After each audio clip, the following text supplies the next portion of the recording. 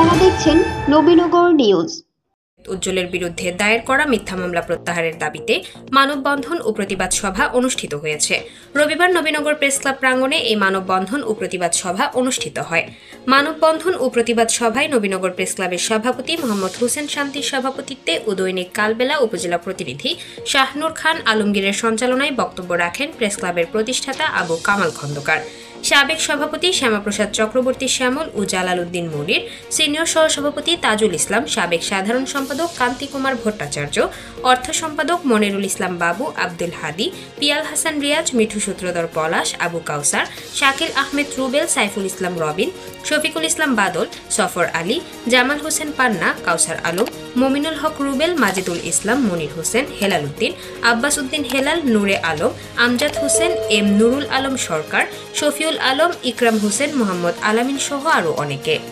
প্রতিবাদ সভায় বক্তারা বলেন, গত 29 এপ্রিল নবীনগরের সলিমগঞ্জ ইউনিয়নের বাড্ডা ও বড়াইল গ্রামে দুই পক্ষের সংঘর্ষে আজিজ মিয়া নামে একজন নিহতের ঘটনায় সাংবাদিক মোস্তাক আহমেদ উজ্জ্বলকে আসামি করা হয়েছে।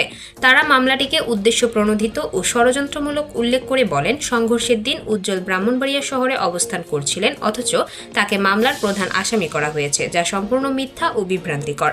বক্তারা অবিলম্বে সাংবাদিক উজ্জ্বলের নামে দায়ের করা মিথ্যা মামলা প্রত্যাহার এবং প্রকৃত দোষীদের আইনের আওতায় আনার দাবি জানান।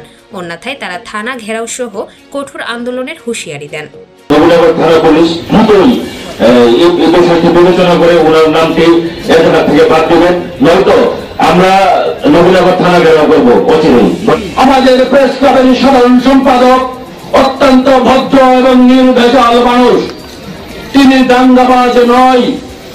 তাই তাকে কিভাবে দ্রুততম সময়ের মাধ্যমে মামলা থেকে তাকে অব্যাহতি দিন এবং আইনের শাসন প্রতিষ্ঠিত করুন।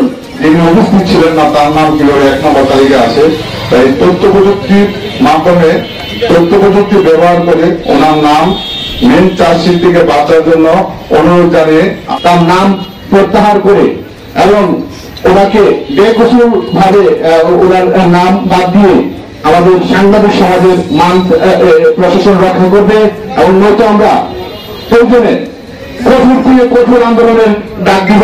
আমি প্রশাসনের প্রতি উদারতা আহ্বান জানাচ্ছি যে মোস্তাক আহমেদ উজ্জ্বলের নামটি এছাড় থেকে বাদ দিয়ে মামলার প্রস্তুতি গ্রহণ করা হোক। মামলাতে মোস্তাক আহমেদ উজ্জ্বল দা দিয়ে কুপিয়ে মাথার পিছনের অংশে ডান দিকে জখম করেছেন এবং মস্তক বের করে দিয়েছেন, অথচ সেদিন মোস্তাক আহমেদ উজ্জ্বল ব্রাহ্মণবাড়িয়াতে ব্যক্তিগত কাজে ছিলেন এবং কিছুটা সময় এডিসি রেভিনিউ রুমে ছিলেন। দ্রুত সময়ের মধ্যে মোস্তাক আহমেদ উজ্জ্বলকে এই মামলা থেকে বাদ দেওয়ার জন্য আমাদেরকে আপনারা বাধ্য করবেন না কঠোর আন্দোলনে যেতে। আপনাদেরকে আমরা আজকে এটা আমাদের প্রাথমিক একটি মানববন্ধন। আজকের এই মানববন্ধনের প্রেক্ষিতে আপনারা যদি দ্রুত সময়ের মধ্যে কার্যকরী কোনো পদক্ষেপ না গ্রহণ করেন, আমরা কিন্তু কঠোর আন্দোলনে যেতে বাধ্য হব। মোস্তাক আহমেদ উজ্জ্বল সম্পর্কে যা বলা হয়েছে তা আমরা সাংবাদিকরা ইতিমধ্যে প্রতিষ্ঠিত করেছি যে বিষয়টি মিথ্যা।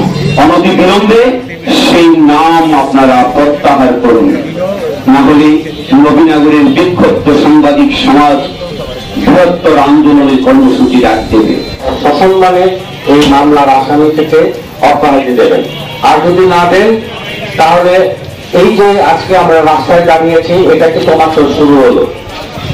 ধাপে ধাপে আমরা অনেক আরো কঠিন সব আন্দোলনে আমরা কর্মসূচি হাতে নেব। আশা করি আমাদেরকে এত কঠিন হওয়ার ডেকে নেবেন না।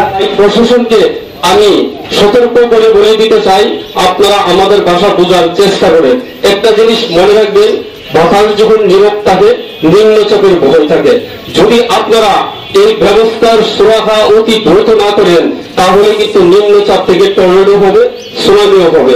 কারণ আমি ব্যর্থহীন করতে বলতে চাই, যে মামলায় মিথ্যা মামলা যে থানায় নথিভুক্ত হয় সেটি জনগণের থানা হতে পারে না। কাজে যেই কোনো সময় এই থানাকে যদি জনগণ ঘুরিয়ে দেয় তার জন্য কিন্তু কেউ দায়ী থাকবে না। সুতরাং সাংবাদিকদের অবদানের কথা আপনারা মনে রাখবেন। এই দেশের স্বাধিকার অধিকার প্রতিটি আন্দোলনে সাংবাদিকদের অনেক অবদান রয়েছে। কাজেই আমি বক্তব্য বেশি দীর্ঘায়িত করতে চাই না। আবারও বলতে চাই, আমরা আইনের শাসন বুঝি, আইন আমরা বুঝি, আইন আমাদেরকে বোঝাইতে হবে না। আবারও আমি পুনরাবৃত্তি করছি, অতি দ্রুত ইমার্জেন্সি ভাবে এই উজ্জ্বলের নাম প্রত্যাহার করা হোক। নবীনগর প্রেস ক্লাব থেকে ঘুরে এসে নিজস্ব প্রতিনিধি কাউসার আলমের পাঠানো তথ্যচিত্রে নবীনগর নিউজ।